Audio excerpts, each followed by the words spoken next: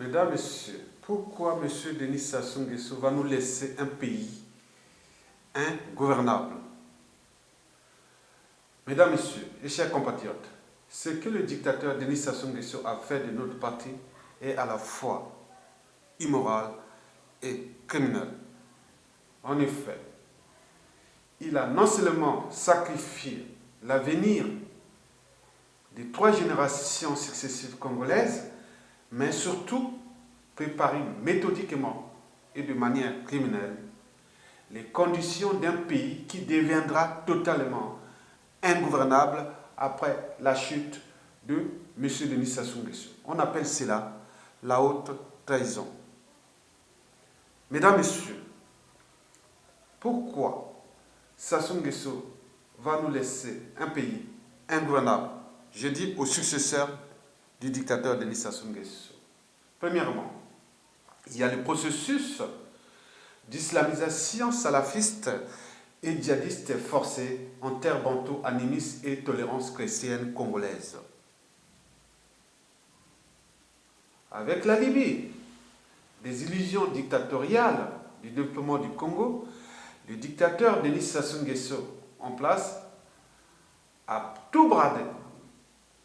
La culture bantou, jusqu'alors préservée de l'islamisation salafiste et djihadiste de l'Afrique.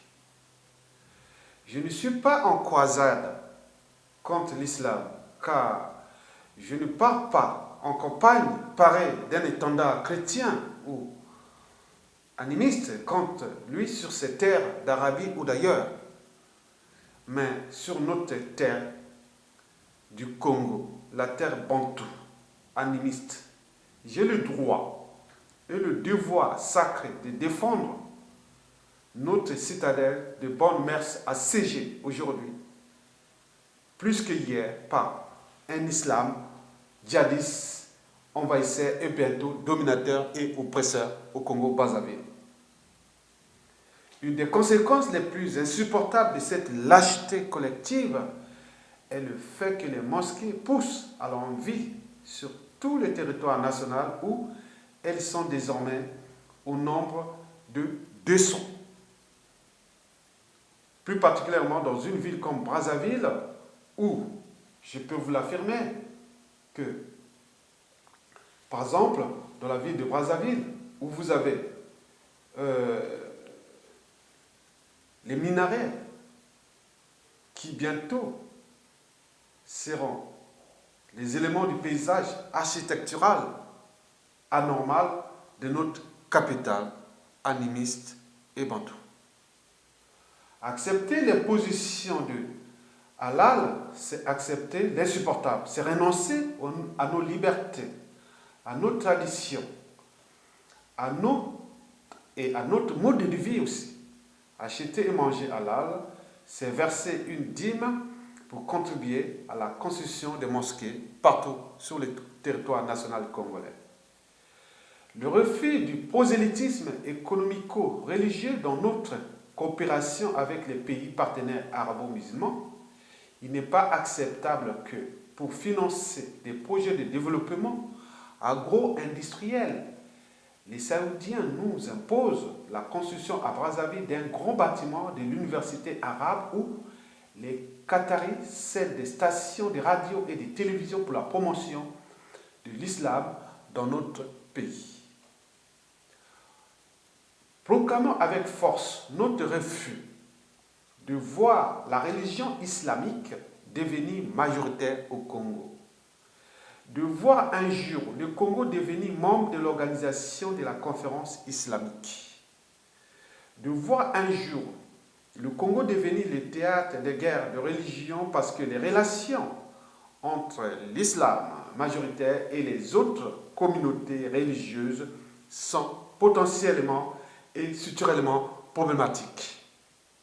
C'est ce que Sassou Nguesso va léguer à la patrie, le terreau des guerres de religion et des attentats terroristes au Congo. Le Congo est d'ailleurs, depuis 2013 jusqu'à nos jours, fiché par les services occidentaux comme un pays en dormance djihadiste. En Deuxièmement, il y a le problème des mentalités, des habitudes et des comportements immoraux et dissolus. Ça, c'est le deuxième problème qui va se poser au Congo. Sassou Nguesso a volontairement et dictatorialement dépravé les mœurs, les valeurs morales, la spiritualité et la conscience individuelle et collective. Jean-Jacques Rousseau l'avait pourtant dit ceci. Pour construire une société meilleure, il faut réformer l'individu d'abord. Mais qui va réformer cet individu au Congo, dans un pays où 90% des cerveaux, des mentalités, des habitudes et des comportements ont été abîmés par 30 ans de dictature Denis Sassou Nguesso.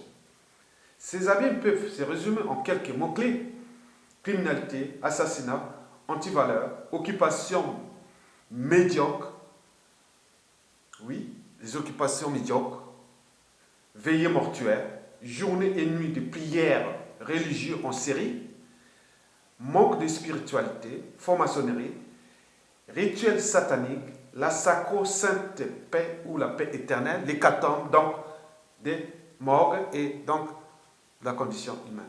L'individu n'a plus aucune valeur humaine au Congo de Nguesso. Ce qui compte, c'est la survie au quotidien où le système D a envahi du désiré aux hauts fonctionnaires, cadres, universitaires, et puis, tout le monde se débrouille. Dès la chute de Sassou Nguesso, le réveil mental, psychique, comportemental et moral du citoyen ordinaire pourrait être brutal ou explosif, et voire incontrôlable. Oui, Sassou Nguesso le sait et a très bien préparé cette situation afin que son successeur soit dans la merde totale. Sassou Nguesso est donc un dictateur psychopathe et sociopathe pour l'intérêt général. Troisième problème à venir, c'est le problème de la condition humaine. Au Congo, il n'y a pas d'eau potable, pas de vrais centres de soins ou des hôpitaux dignes d'un pays aussi riche au niveau des matières premières, mais pas d'électricité, pas de cadre de vie digne d'un pays qui doit avoir certainement des cerveaux, des villes poubelles et pathogènes, des manques pleins de cadavres de tout âge, etc., etc. La dette publique abyssale, le pays est d'ailleurs en faillite. Les ressources naturelles, et notamment le bois et le pétrole, sont bradés et hypothéqués au détriment du Congolais dès 1979 jusqu'à l'horizon 2050. En conclusion, à la chute de M. Sassou Nguesso, nous serons individuellement et collectivement invités à subir le passif d'un Nguesso en quelques 10 mots-clés: attentat, terrorisme, criminalité, crise socio-économique. Le Congo sera sous tutelle de ses créanciers parce que la dette est abyssale, grève, manifestations, violence, instabilité politique chronique, etc. D'où l'idée d'une période de transition politique plus ou moins longue, de 3 ans par exemple, ensemble, pour nous permettre ensemble de constater le bazar causé par l'Nguesso et repenser le Congo ensemble et dans l'unité, le Congo de demain. Car ce Congo, c'est un bien commun. Il nous appartient à tous. Ne le gaspillons pas. Il faut réparer le Congo. Il faut le protéger. Donc, d'où l'enjeu de voir tout ce qui pourra être fait après. C'est-à-dire, après Sassou, qui est qui? Qui fait quoi? Dans cette dynamique du changement qui sera au sein de la période de transition, il y aura aussi des nationalistes. Oui, il y aura des nationalistes, comme le Front National en France, qui vont dire que ces étrangers qui sont venus nous foutre les bazars, il faut les ramener individuellement et collectivement, rentrer chez eux. On veut avoir une migration choisie et vraie. Ce n'est pas venir foutre les bazars. Ceux qui sont aujourd'hui en train de foutre les bazars, préparez-vous dès que Sassou Nguesso tombe. Je vous dis sincèrement, je vous conseille, quittez les territoires si vous avez des choses à se reprocher là-bas. Quittez, voilà. C'est tout. Mais le reste va être assaini, maison par maison, région par région, ville par ville. Qui vit quoi, qui a fait quoi, au point de vue fiscal, au point de vue des habitudes, des comportements et tout. Tout va être réparé pendant 3 ans. Il y aura des gens qui feront la prison. On va construire vraiment une belle administration pénitentiaire où ces mercenaires de Sassou sera déjà... On ne veut pas aller faire un Guantanamo, mais tout est pensé. Ces gens-là vont construire les infrastructures du Congo. Ils vont être du travail obligatoire. Voilà. Et aussi, tout ce monde-là, il faut le voir que tout sera fait dans le respect des droits internationaux, même si Sassou Nguesso ne l'a pas respecté, en jetant nos compatriotes dans le fleuve en 1999, mais tout sera fait dans ce sens. Mais je retenais bien que le Front National Congolais va arriver il sera au sein de la période de transition. Je vous l'informe. Voilà. Et avec méthode, on va travailler. Merci beaucoup. Allez, je vous remercie infiniment et à plus.